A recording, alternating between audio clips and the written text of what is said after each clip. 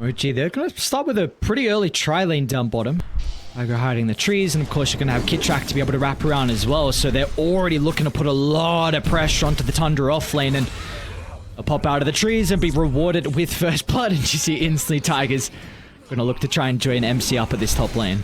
You can't rotate supports because your other lanes are looking rough. They're going to come now. Let's see if they'll the damage though with Saksha and snaking. BZM, of course, no point in the chain, so it's going to be difficult for him to reposition. Kittrack is here as well to maybe offer up a helping hand, but there's not going to be much the Weaver can do. And now 9. And they're even bullying 33 back to the T2 tower. Oh, God.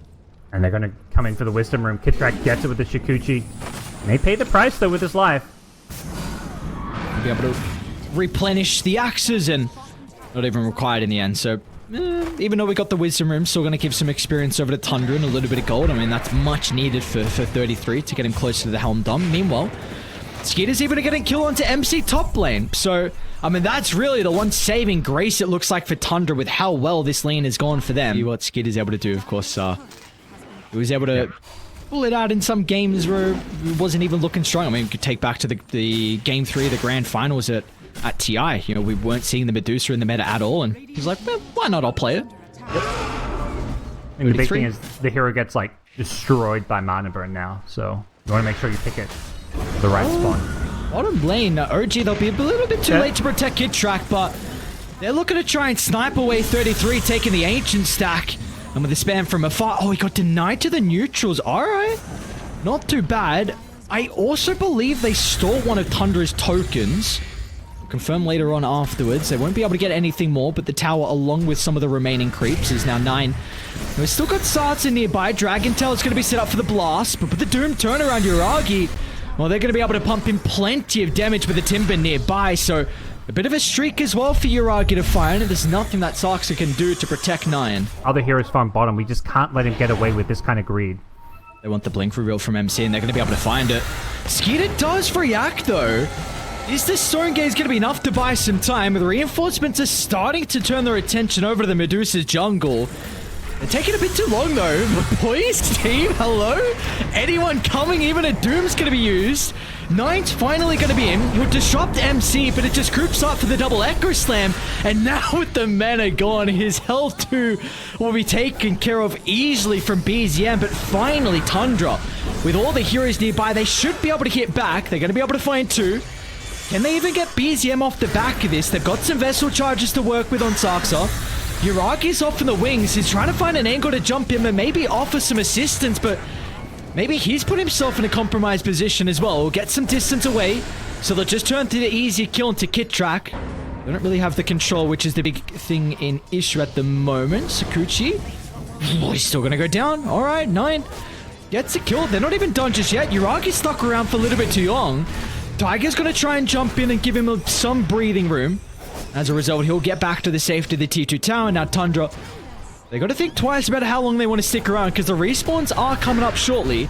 MC's going to get back involved. The beautiful double fissure onto 2. 9's going to get pushed over the wall, though. At least it'll prevent them from getting the kill onto the Doom. And MC, he might be able to do it by himself. What's going on?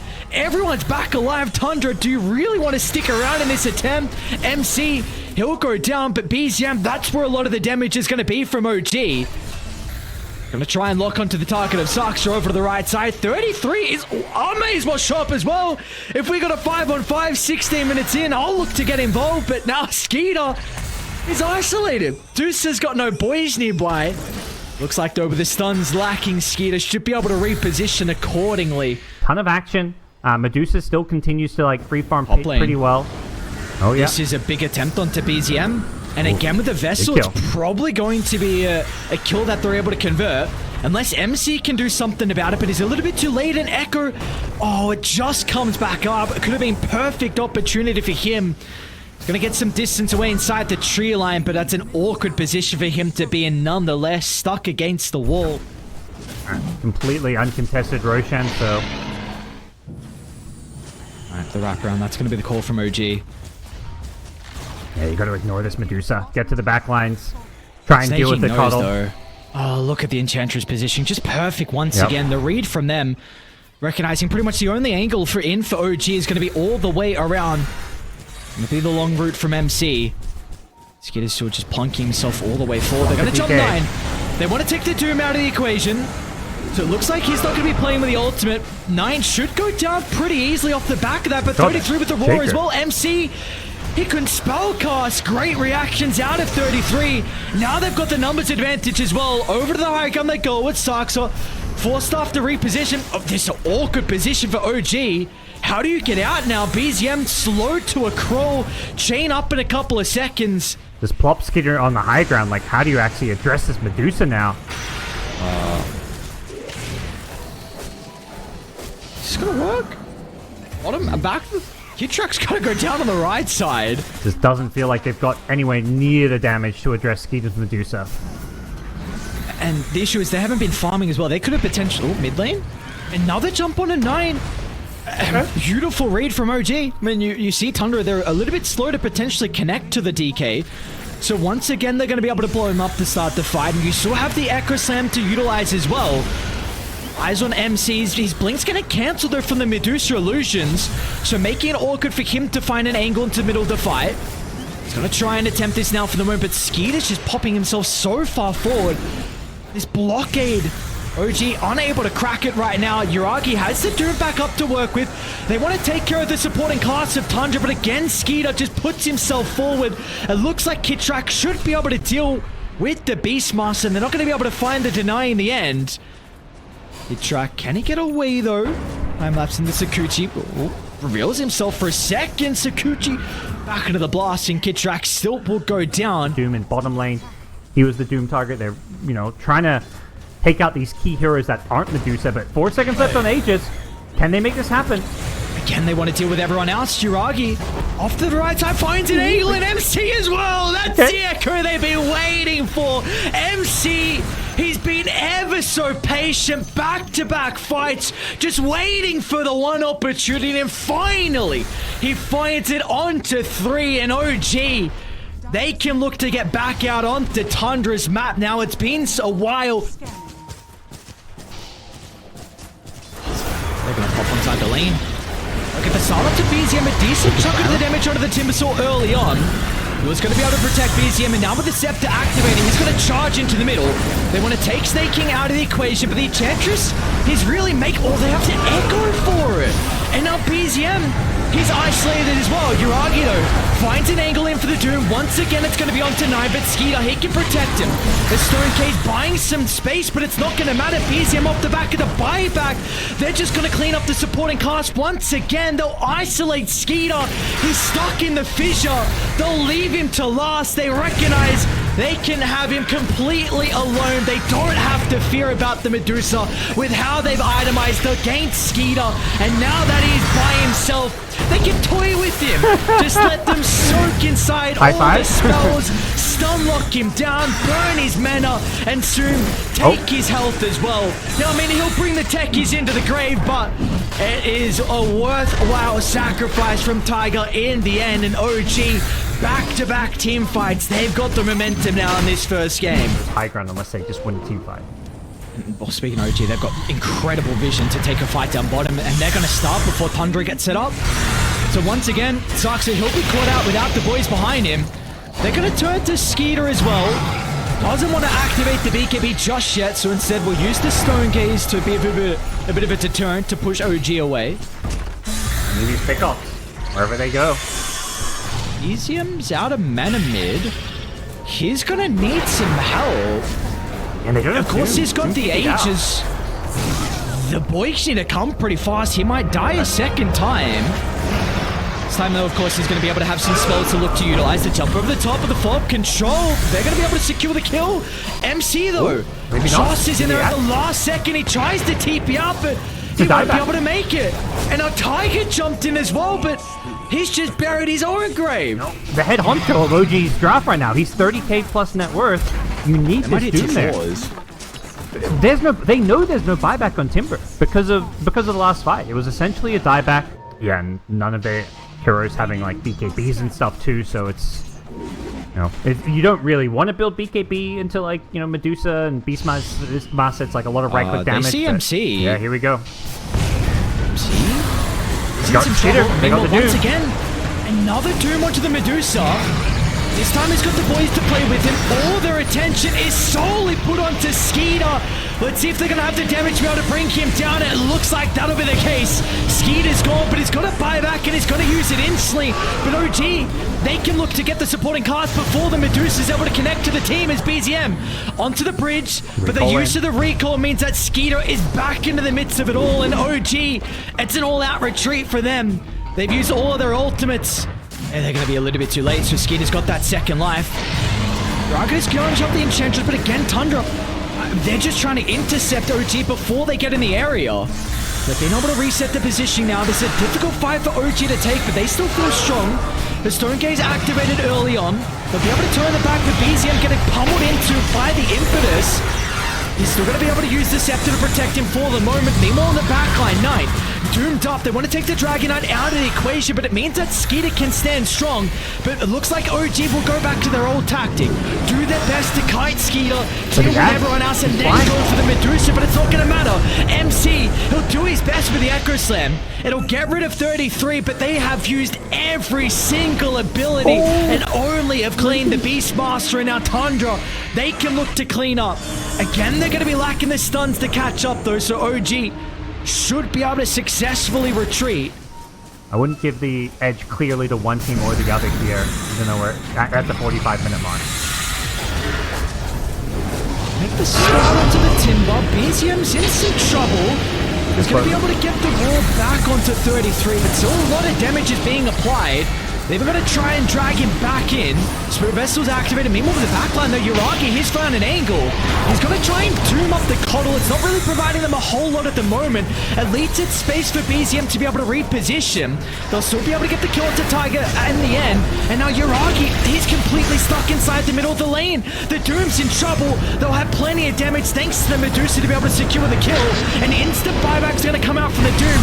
But what can he really do without his ultimate to work with? They'll tear apart the DK, and now it's just the Medusa. Skeeter against the world. Tundra, though, a heavy investment, multiple buybacks. They want to close out this game one right here and right now off this fight. And they were the ones fighting into the Aegis, so you know that was a clear victory for OG. And now this game breaks wide open. With all these heroes not having buyback, it means if you somehow win a fight, you could just win the game off of that. He's actually going to jump in aggressively, Yuragi. Oh no. He doesn't activate the Doom. Now the Ignis, it's proving to be a bit of an issue. They've got the break and Skeeter with the damage. They'll pump away the life. And he's the one that brought back prior. They don't have Yuragi now for the potential last fight as MC. He's caught out as well, but the buybacks are lacking from OG, and just one misstep is all they needed, and Tundra can walk it down now. Out of his Will-O-Wisp, and unless OG had all 5 there, that fight was going to be a disaster, and that's exactly what happened. As they fell one by one to the Tundra Medusa machine.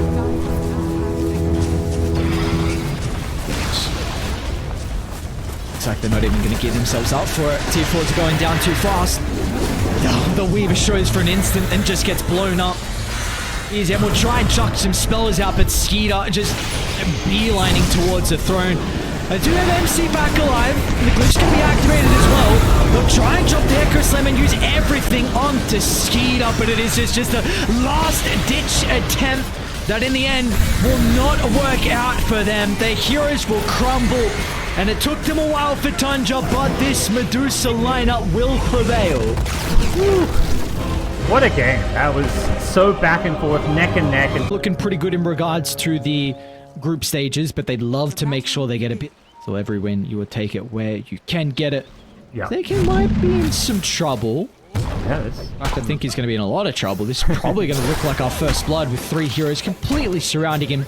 He's going to look... That's no. Oh, that's an ambitious TP. Might be gearing up for a dive on BZM mid lane. 33 and Sarks are here together.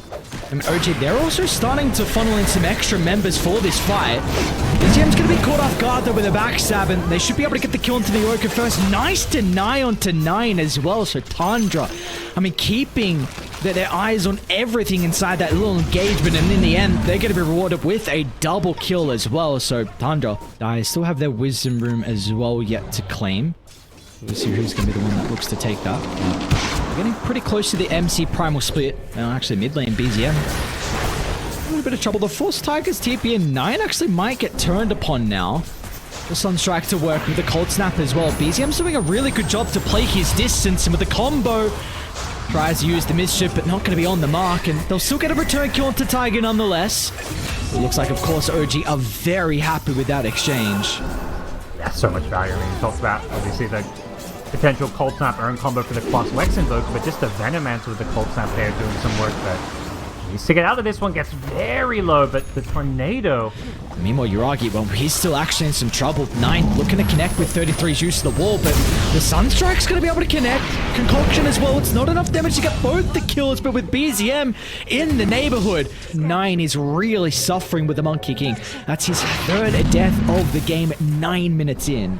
Got walled already, maxed out shell. We know how much damage this can do if they give it over to the Monkey, and well, it's actually going to be 33 that wants to start. They'll try and chase down Kid Track.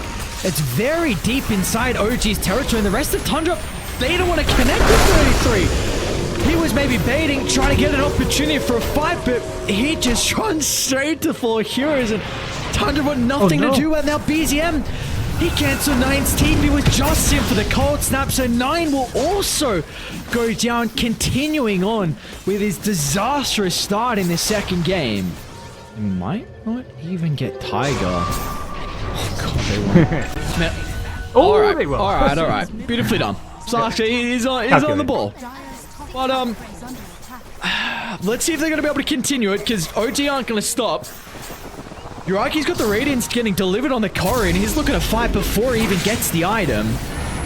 Now with 33 caught out, they'll be able to set up for the Sunstrike. Cold Snap holds him in place for the damage. MC is going to look to close the distance with the split as well. They'll turn their attention to the easy kill onto Snaking, and MC is going to be able to control some of the supporting casts as well.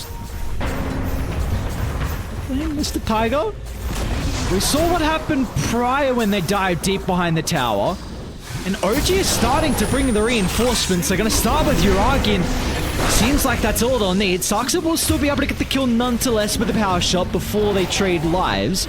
Down to the south, they're onto 33 as well. A Frostbite's going to stop the retreat, and BZM, of course, has plenty of damage. They're going for the early mech on the Venom. They're getting the utility items, and yeah, they're going to try and take any fight there.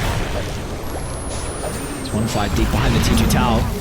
Saxa's going to be okay for the moment. Skeeter's going to try and shot with the Diffuser Blade as well, so he feels strong to get involved.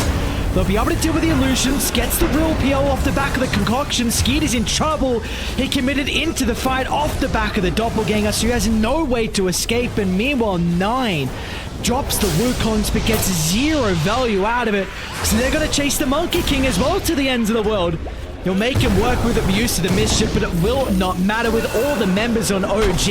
It's going to be another member of Tundra that goes down. Seems a little bit awkward right now with what's going on, because you've also got Kid Track starting to move on over.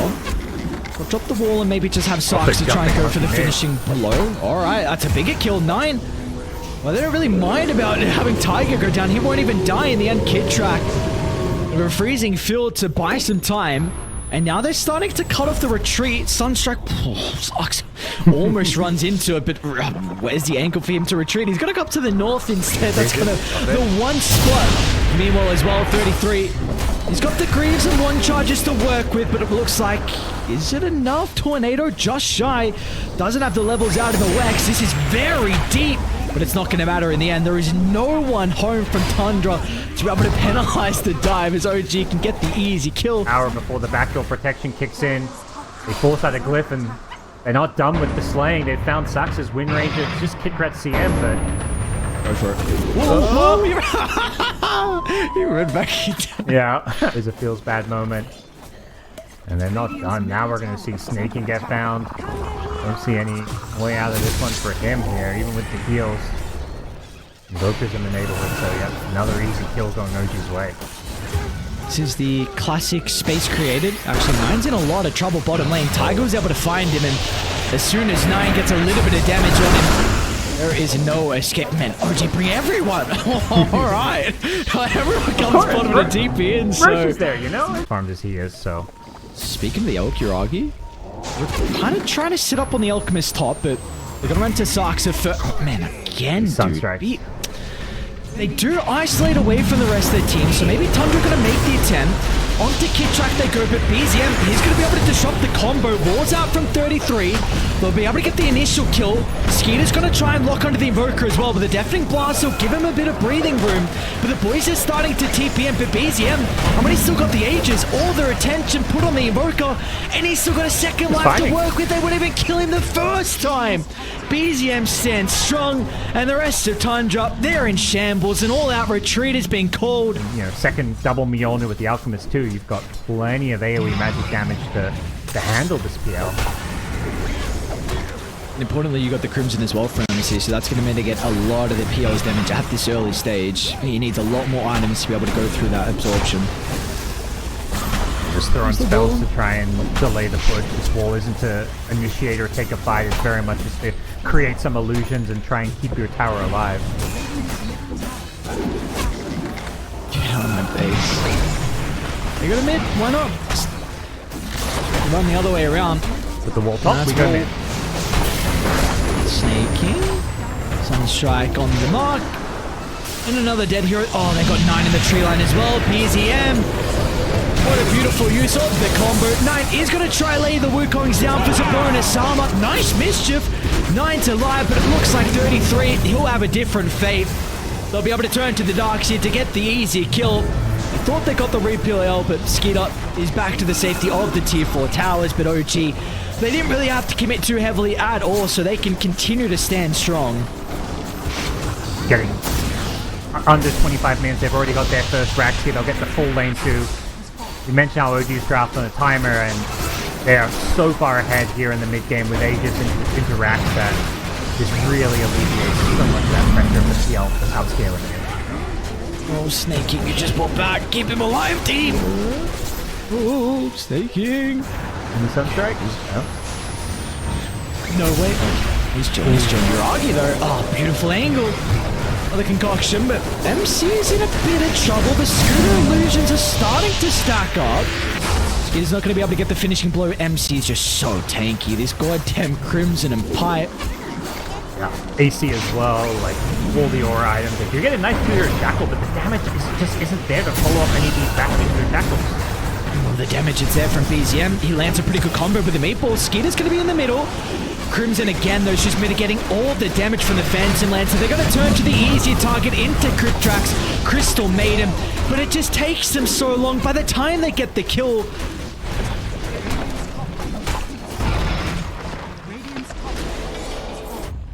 ultis are back up on OG and they're ready to go for that killing blow to Mega Creeps. Doesn't want to give him an opportunity to get their defense set up. Gonna be in on Snaking once again, who's taking a lot of the damage. But the Force Staff's not going to be enough to protect him. And now they've got the numbers advantage and they can crack the high ground. A 4v5 and all their dreams of potentially turning this back around is on the hopes of 33. He's going to get a hell of a combo. But they just shrug it off. They're so far ahead. All the damage mitigation will keep them healthy. They can stand strong inside the ring. There's nothing they've got to fear. With the ultimates expiring, they can look to celebrate with some kills to close out this game. Uragi, though, is going to try and respect him a little bit. Backing on off, Tiger. He'll pay the price, but it looks like it's not going to matter in the end. 33-2. It's a pretty nice ward that OG are playing with. They're scouting out a lot of Tundra's heroes starting to funnel into this bottom side of the map, so Uragi, it's going to catch him off guard. A beautiful concoction onto 2. MC is going to be close to connect as well. The ultimate's not there, but at least he brings all the auras for them to work with. And Skeeter, Doppelganger, it's still on cooldown as well. It'll finally come up to help get some separation. But OG, they're going to continue to funnel into the area. Skeeter, it's going to be a long escape for him to make it all the way back to the base. Surge will help cover the retreat, but I mean, the rest of the heroes now, they're completely vulnerable. They used everything to keep the PL alive, and now there is no way for them to escape. Well, Snaking will get cropped. Okay. No, wait, is he going to run it? Okay, man, he was ready to the Sunstrike inside the base. Oh, now down 2. No Darkseid for the high ground defense. 2 cores, in fact, with the Monkey King dead as well. This could just be the Mega Creep.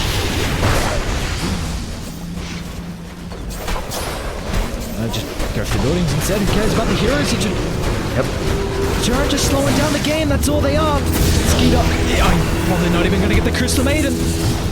What an item this Crimson Guard is currently at this stage in Dota. All the auras. quite the meta we have currently, but for OG, they're going to be able to end our night with a 1-1 tie. And well, coming into this series overall, it was TUNDRA who had a great track record against OG. They were 10-1.